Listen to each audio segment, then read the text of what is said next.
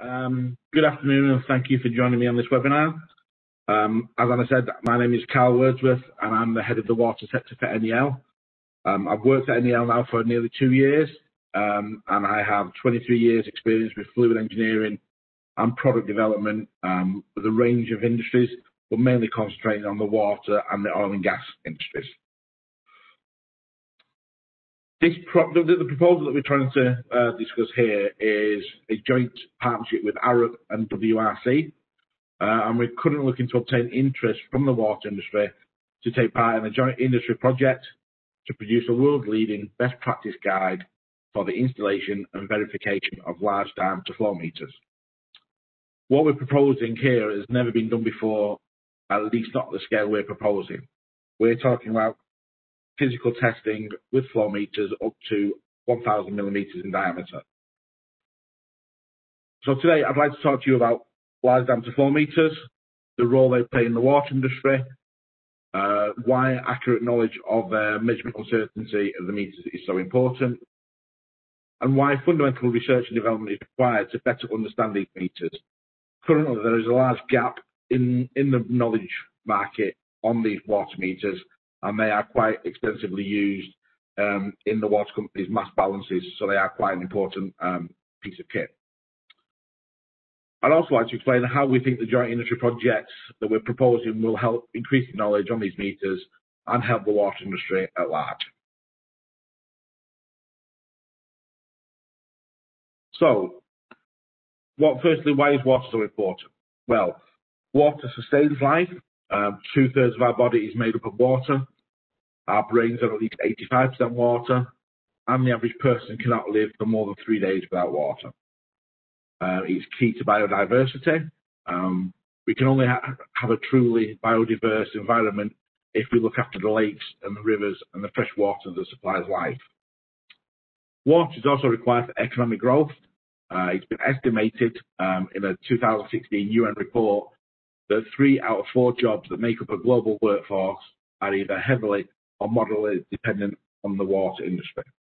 So you can see water is a very important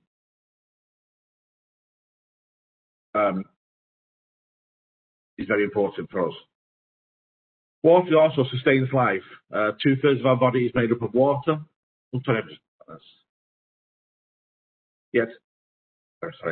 We rely on water for everything we eat and drink, for washing ourselves and our clothes, and to help create the energy we need for heat and light. It's also essential to the products we enjoy, the rivers, fields, forests and beaches that we love. And without water, life as we know it would be impossible. In David Attenborough's recent Netflix documentary, A Life on Our Planet, David reminds us that we are ultimately bound by and reliant upon the finite natural world about us. And this is particularly true for water. Water is a finite resource. The amount of water we have in the water cycle is unchanging. How it is stored can change, of course. It can be a liquid, moisture, ice, snow. But the key point is we cannot magically put more H2O into the water cycle. Therefore, we have to be very careful about how we treat the water resources that we have. If you look at a map of the world, it may seem that we have lots of water. After all, 70% of our planet is covered with water. But of this, only 3% is fresh water, and of this, only 2/3 is either frozen or unavailable. Therefore, we have very limited levels of fresh water that have to be very carefully managed. The picture on the right there shows data from the University Corporation of Atmospheric Research, and shows that by 2030, large portions of the planet could be under drought conditions. The figure here shows that areas in red and in dark colours represent drought. So you can see in incoming years, fresh water is going to be a valuable resource, and by 2030, large portions of the Earth could be in drought conditions, meaning we need to look after our finite water resource better than we currently are doing. Another area to look at is population growth. The graph on the right there is from the United Nations, and it shows that by 2030, the world population is expected to rise to 8.3 billion people, 8.5 billion people, and then on to 11.2 billion by the end of the century. All of this will put extra demands on global freshwater requirements. Indeed, it's predicted water demand in some industries will grow dramatically in the coming years. For instance, by 2050, it has been predicted that water demand for manufacturing industries will increase by 400% compared to the levels that were required in 2000. Therefore, we have to make sure that we do more with the water we have, and one way of doing this is to reduce the leakage that we see from pipelines. Reducing leakage from water pipes will reduce abstractions and reduce the amount of water we have to take from the environment, and it will also help to ensure that we have enough water to meet future demands. It has been estimated that if global leakage levels could be reduced by a third, this would be sufficient to supply 800 million people with fresh water, and would come with a financial benefit of approximately $13 billion per year.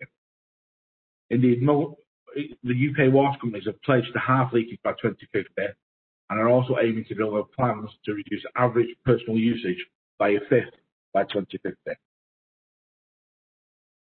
So you can see we do need to try to increase what we do with the resources that we have.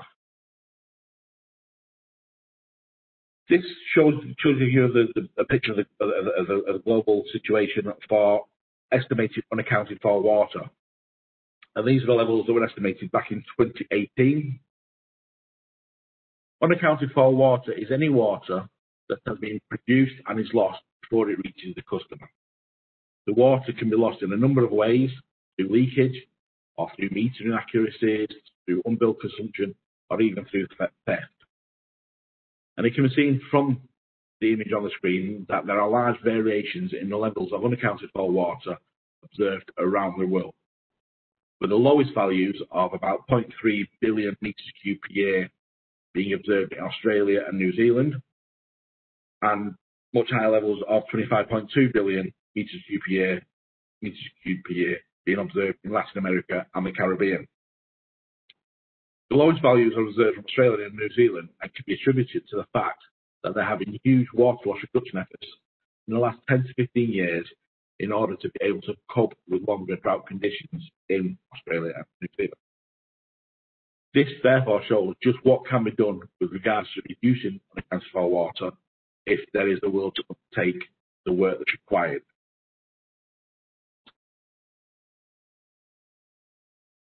One of the important areas that the water industry does need to consider is the circular economy. By reducing leakage, we would be applying part of the principles of the circular economy, especially the principle which states to keep resources in use.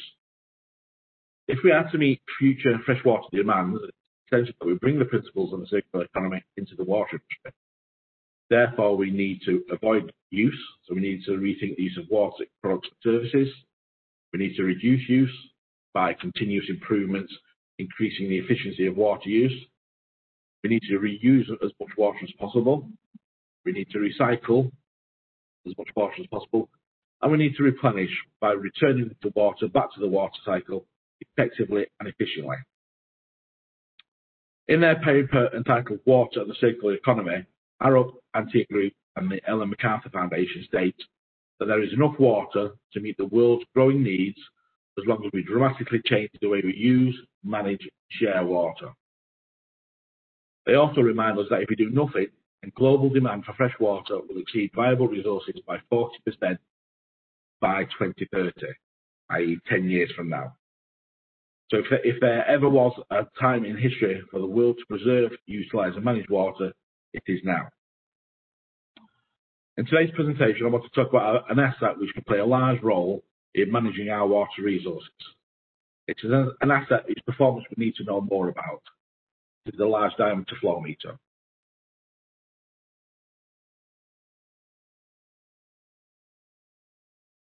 This just shows you a few images of large diameters in the water industry. While there is no official definition of what a large diameter meter is, for today's presentation, I will consider anything above 500 millimetres or more to be considered a large meter.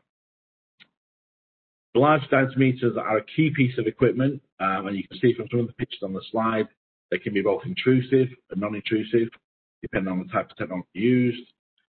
They are the principal method through which the use of how much we quantify how much water is being extracted from the environment, or how much water is being used to cool down power plants, how much water is being used to generate hydropower, and probably more importantly, they are the main method to record how much water is being supplied to our cities or transferred between catchments.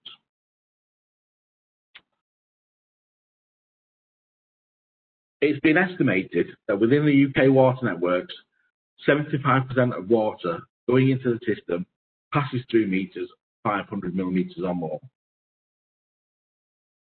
It's also been estimated that 25% of the flow passes through meters of 1,000 millimetres or more. This equates to about 11.25 billion litres per day passing through 500 mil and 3.75 billion litres per day of water passing through 1,000 millimetres. Although the number of these very large meters is relatively small, the proportion of water they measure is huge. For example, one water company reports that only 8% of their meters are 1,000 millimetres or greater, but over 20% of their daily flow passes through these meters. This represents a daily flow of about 500 million litres per day through just 8 meters. And this is just for one UK water company. From this, you can see that even a small error in the meter uncertainty and the meter accuracy will therefore give issues with the meter flow measurement and could result in large volumes of water being missing or being misreported as leakage. So accurate knowledge of these meters is of vital importance to the UK water industry. This graph shows some work that has been done previously, and this looked at measuring the effect of the meter accuracy for two different size meters, one at 250 and one at 500. And it shows that there is a definite effect of pipe size in that as you increase the pipe size from 250 to 500, the percentage error of the meters increases dramatically. From the graph, you can see at 250 mil, most of the errors are well within -1%, and some are quite close to zero. But as soon as you move to 500 millimeters, the errors increase from nearly 3% down to maybe 1.5%. So you can see that's a huge increase in the error that's associated with the meters just by increasing the meter pipe size. Now, these meters that were tested here were the same manufacturer, they were the same technology, so the only thing that had changed in these flow tests was the pipe diameter. Therefore, fundamental research is required to investigate if this trend continues to flow meters of 1,000. You can see here that the errors have gone from close to 0 to between 1.5 and 3. Does that trend continue up to 1,000 millimeters? Do the errors associated with 1,000 millimeter meters go up to 5%? It's important that the water industry understands how their meters operate and how they perform, especially on these large diameter pipe sections. Because of the difficulties in obtaining test facilities to undertake testing of these very large meters, very little research work has actually been performed to examine the measurement uncertainty of these meters and how that measurement uncertainty changes with things like upstream disturbance, fluid velocity, placement of the meter downstream from the disturbance, and things like that. Large diameter flow meters are disproportionately important when it comes to water companies' water mass balances and leakage calculations. Therefore, accurate knowledge of these meter uncertainty is required in order to develop more accurate water balances and leakage estimates. And the project we are detailing in this webinar will help to answer some of these important questions arising from the use of these large diameter flow meters. In a report due to be published soon by UKWA, they state that water companies now need to start focusing on transmission mains in addition to the distribution system in order to provide the step change performance required to achieve their regulatory targets. A step change would help to deliver reductions in distribution and raw water resource depletion. It will help meet tougher leakage targets and provide evidence for operational efficiency.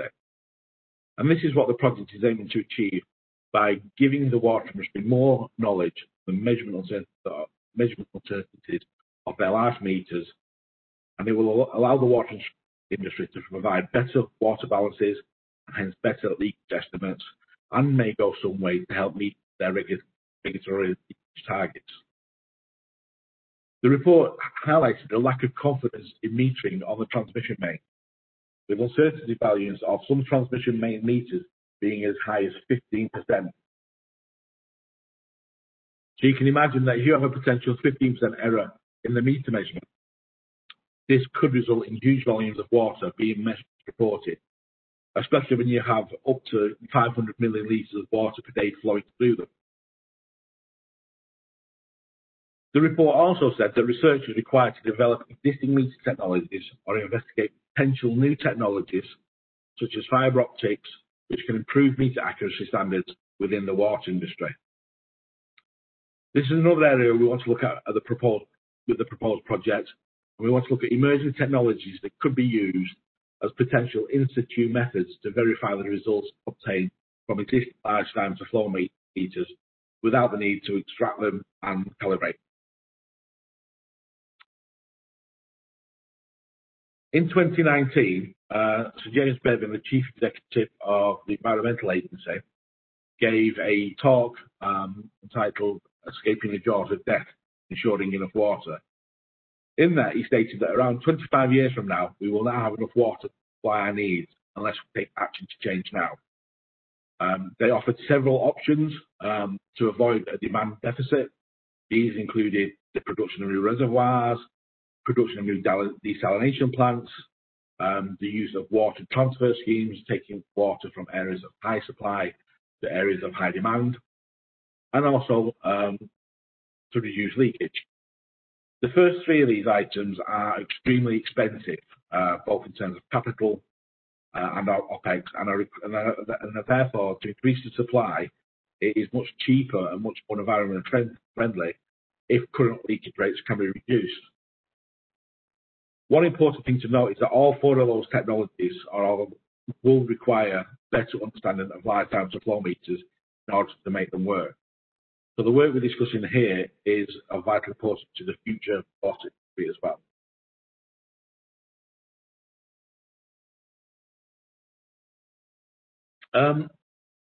There has been some work already performed on large diameter pipes, and we know that there is evidence that poor hydraulics can affect meter performance, and this is more common in large diameter pipes. CFD has shown that swirl generated within the pipe can take over 100 pipe diameters to decay. The effect of the flow disturbances in large diameter pipes is generally considered to be very important because it can cause the flow hydraulics to become asymmetric and skewed, and this can then lead to meters not accurately recording. However, we just don't understand the process well enough in order to be able to state and be able to estimate the effect of the hydraulics within the pipe. Hence, this project will hopefully go some way to meet some of those demands. What we need is comprehensive research into large diameter metering so we can create a best practice design guide for the installation and verification of large diameter meters. And this proposed project will go some way to achieve this. Another area that may be examined is the effect of pipe diameter and the electromagnetic field strength generated by the meter, and how this changes the meter uncertainty as the pipe diameter increases in size. We'll also look to look at extraneous electromagnetic fields and their effect on flow meter performance, and this is part of the computer modelling that we aim to undertake in this proposal should sufficient funding be obtained. We also want to look at creating a number of workshops, webinars, and papers to disseminate the information to the water utilities, contractors, engineers, and meter manufacturers, so they know about the issues of operating large diameter flow meters and what can be done to optimize meter accuracy. The aim is to know that when we install a meter, we know it's going to record more precisely, and hopefully this is what the GIP will deliver. This slide just looks a little bit at the effect of leakage. When distribution input meters are recording correctly and all other components are accurate, then the correct level of leakage is calculated, and this can be seen by the figure on the left-hand side. When these DI meters over-record and all of the components are accurate, then the reported level of leakage increases. And this is sometimes called phantom leakage. Water utilities can chase leakage that doesn't exist, and this can be seen by the sensor image. When DI meters under-record and all of the components are accurate, then the reported level of leakage increases. Water utilities here may not put enough effort to reducing leakage, as the leakage is higher than they think it is. So you can see that it's very important to get an accurate knowledge of how these meters are performing in order to provide accurate water balances.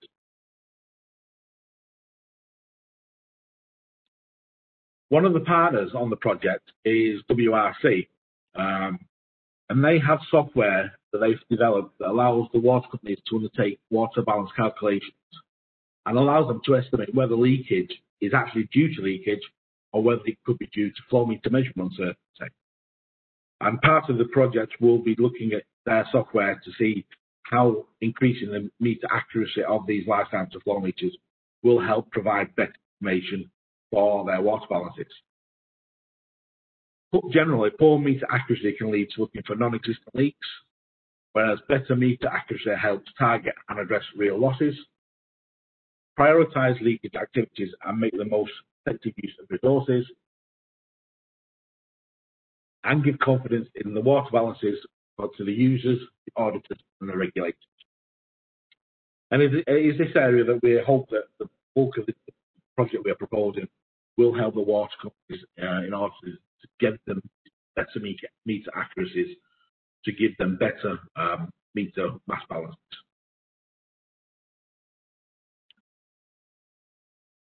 One area that we also want to look at, again, funding allows, is the use of computer modelling. Here we're going to use two types of modelling.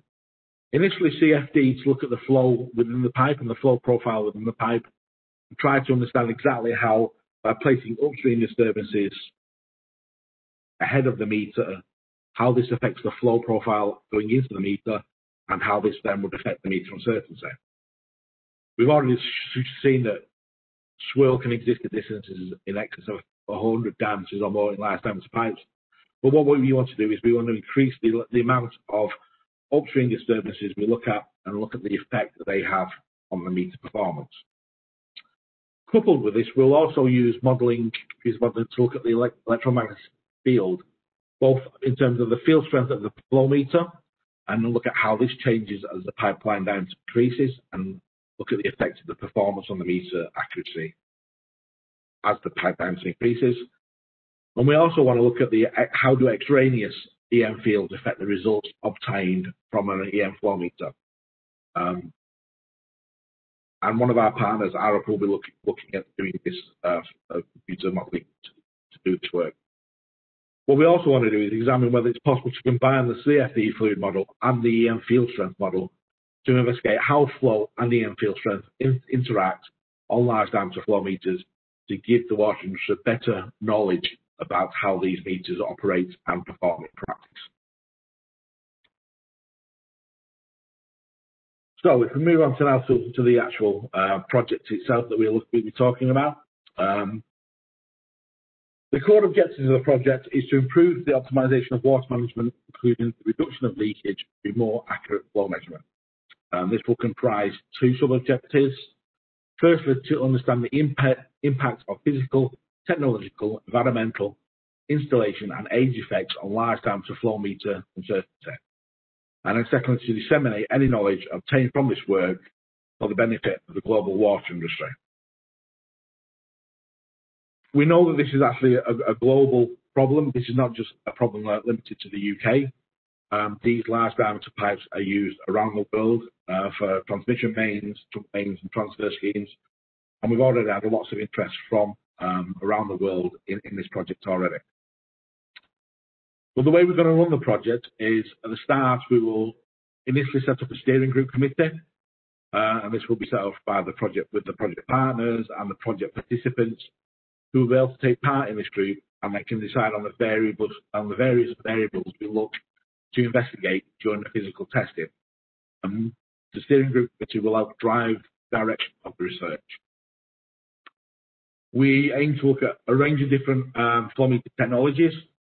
Currently, we're estimating electromagnetic, clamp-on ultrasonics, wetted ultrasonics, and maybe multi-point electromagnetic insertion probes. These are the main technologies that are used in the UK. But obviously, if we have lots of interest from international companies, that could change if different meters are used around the world.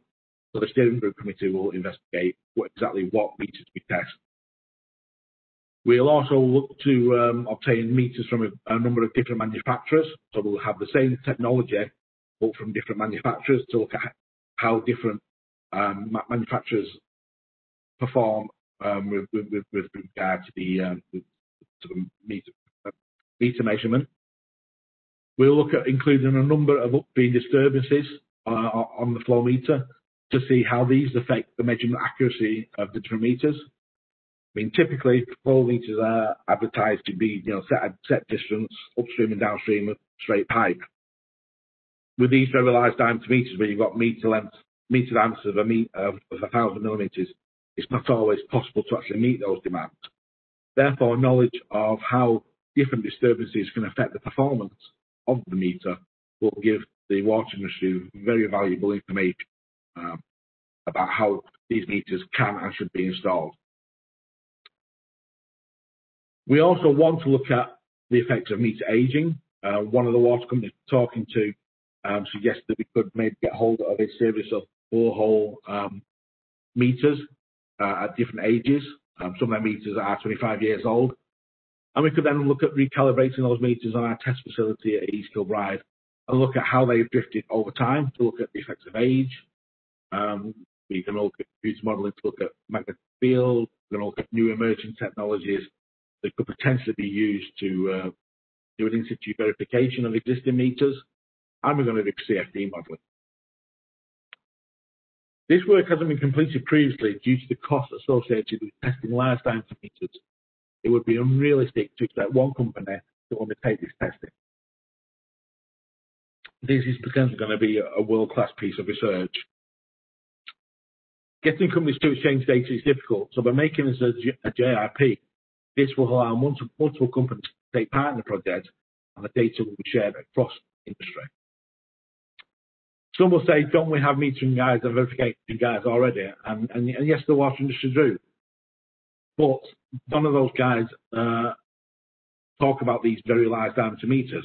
And what we want to do is to improve the general knowledge of the water industry on these flow meters, on how the accuracy is affected by upstream disturbances, fluid velocity, things like that.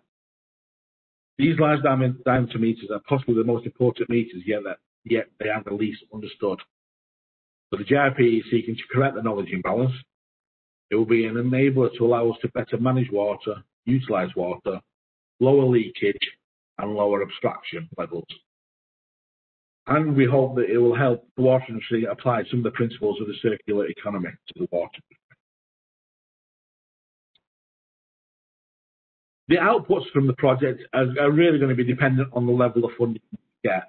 But in general, the main aim of the project will be to develop a test report detailing the results of all physical tests taken.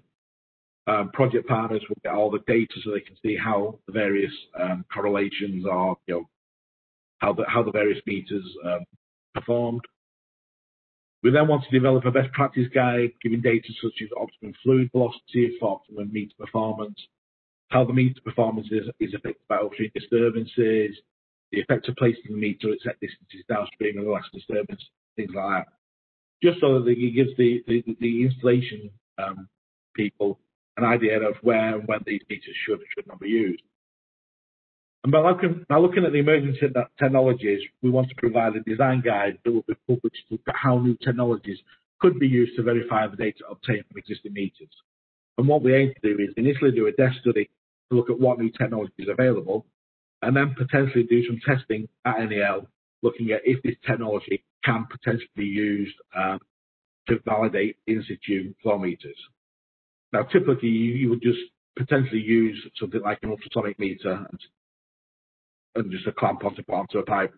But often these clamp-on meters don't have a high enough uncertainty to be able to give good enough results on the meter that you're trying to validate. So this will be a small part of the project where we will look at what new technology is available and to see if there's anything out there that can be used to actually do an in-situ validation.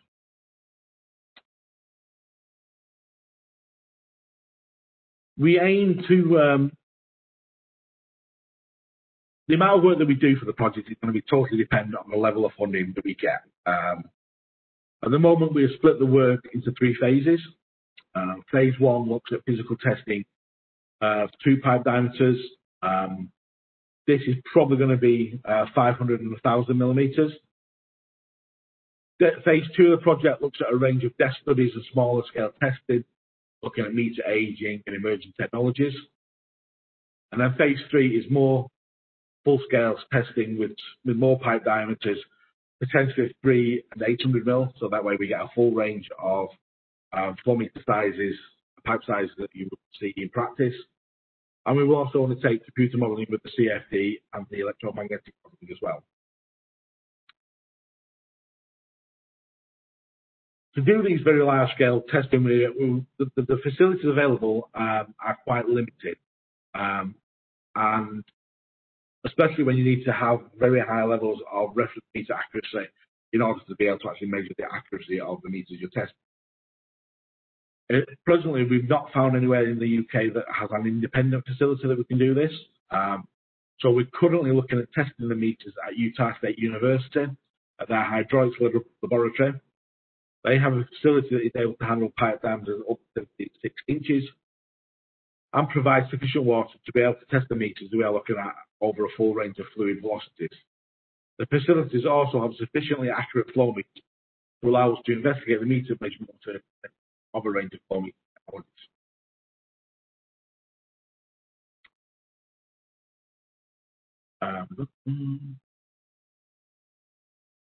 Part of the project is that we want to give better knowledge to the industry, but we also think that the work that we get out of the project will align with a number of water targets that have been set by different organisations. We think that it will go some way to help reduce leakage by the 16% that off-water step for the water companies, because we'll actually be able to have better meter accuracy, will give us better water balances and therefore better leakage estimates. We also feel that the project could help some way to meet 5 of the 7 off-water innovation themes. We think that we can potentially help to answer 2 of Upwave's 12 big questions, those being regarding carbon abstraction and eliminating leakage by 2050.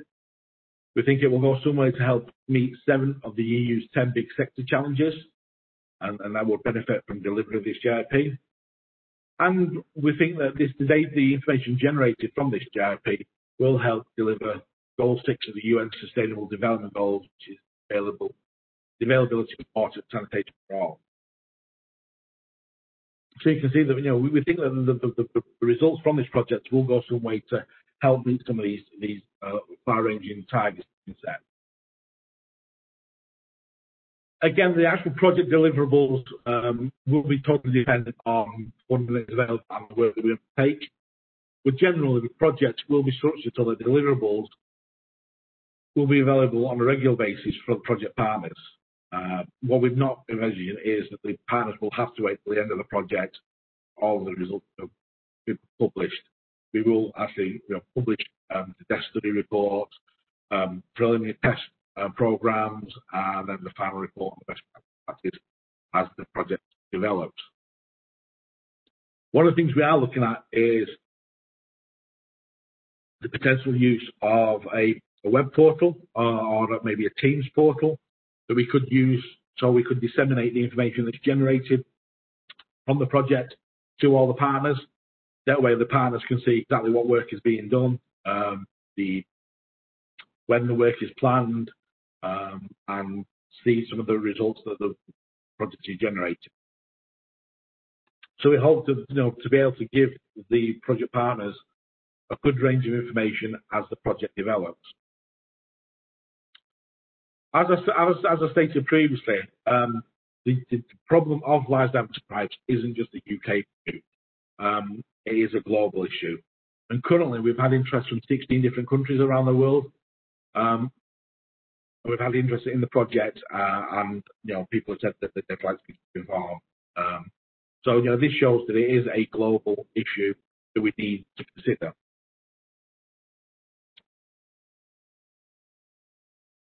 So what are we actually doing? The project proposal is planned to be launched on the 12th of January next year. We will have a web link that people can go away and download the proposal from. There is also a planned webinar being performed by a UK water company for the Pipeline Industry Guild, where this project will be discussed and mentioned. We're also at the moment currently examining how the project will be funded, but our hope is that phase one will be funded through membership of the GIP. So it will be solely funded through the GIP, through member participation. What we want to then do is, in order to be able to deliver phase 2 and 3 of the project, we're currently in detailed discussions with a major UK water company about them sponsoring the project for next year's Ofwat Innovation Fund. This is currently aimed to start in April, and it is hoped that the fund will provide the rest of the money required to undertake the rest of the project. But the way it's split, the initial project is estimated at potentially 18 months. So it does give us some time to find funding for phase 2 and phase 3, if for some reason that Ofwat Innovation Fund doesn't come to fruition. That more or less covers everything that I want to talk to you about today about the project and the proposal and what we're looking at doing. If you have any questions or have any comments that you would like to share anything or would like to know any more about the project, please contact me. My email address is shown there, and I'd be more than happy to discuss the project with you. Are there any questions? Thanks so much for that. I do have a couple of questions, so let's go through. I think there was a couple regarding slide 13. Let me just have a look here. Yeah, it says, were the 2 meters calibrated using the same basic process, or was the larger meter treated differently by the meter manufacturer? No, these were calibrated using the same method. As far as we know, they were calibrated through the company's usual. They were calibrated by the supply company before they were supplied to us. We then did the calibration on them and then tested them over a range of different disturbances, fluid velocities, and the like. But as far as we're aware, they were calibrated under the standard normal conditions from the flow meter manufacturer. Okay, and were these data? Sorry, how and where were these data of the meter taken? That's regarding the same slide as well. This data was actually performed at NEL, but it was performed for a private company. So we're limited to how much we can disseminate this information. But it did show that there is a definite effect of increasing pipeline sites of a number of different meter technologies. But this was all performed by NEL at our UKES accredited laboratory in East Kilbride. Okay, great, thank you. And I think we probably just got time just for one more. Somebody has asked, shouldn't energy efficiency meters also be included, not only saving water, but also energy? Yes, I mean, that's another important factor as well. I mean, part of this project is that we are going to form the steering group committee at the start of the project. So although we've come up with a number of ideas that we want to look at, the whole aim of the project is that the steering group committee will actually drive the direction of the project. And if new ideas if companies have new ideas, then there's certainly the chance that we can look at those ideas within the project as well.